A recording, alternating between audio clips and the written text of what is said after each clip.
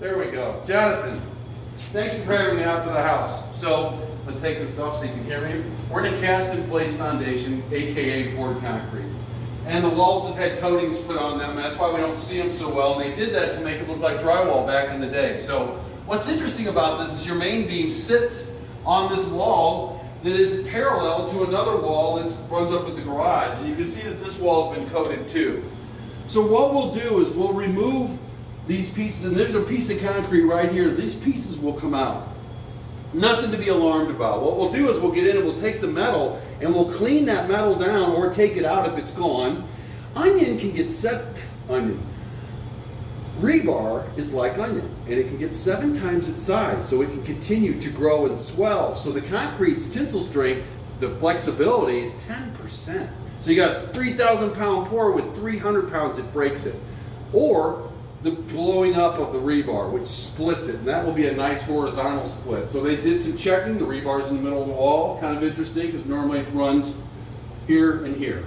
But our codes are kind of, they hit and they miss sometimes. All right, so garage side over here, we're going to work our way to the back of the house. The house is the only reason the house has issues is the gutters.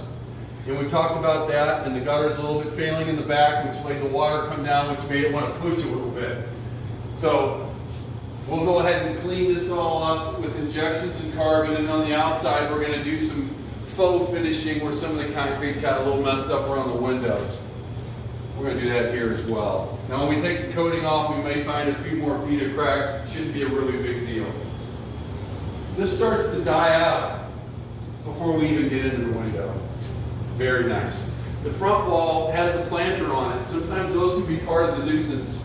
The water that jumps the gutter guard, goes into the planter, collects water. 500 gallons is 4,170 pounds. You can see how quickly water can fill up. So we see that it really attacked this line. We've got a couple of spots where we'll go ahead and take the pieces out. There may be a double piece in a couple places. The piece meaning carbon fiber, 12-inch, where you'll have 10,000 PSI tensile strength versus 3,000. So as long as we've taken care of why it broke, we're golden. The house is solid. There's a vertical here, 7-footer. Hairline here, 2-footer at the top. I don't see anything else. We'll go over here to the other side. Thanks, Jonathan, for doing my camera work for me. No problem. So this is my other major vertical, and then we'll run this. This has a tendency to die out, so it's not the whole front wall. So at the end of the day, we'll put together a combination of closed cell urethane and carbon fiber to help suit the needs of this house and the next homeowner. Thanks for having us out. This is Stephen at Waterproof Solutions.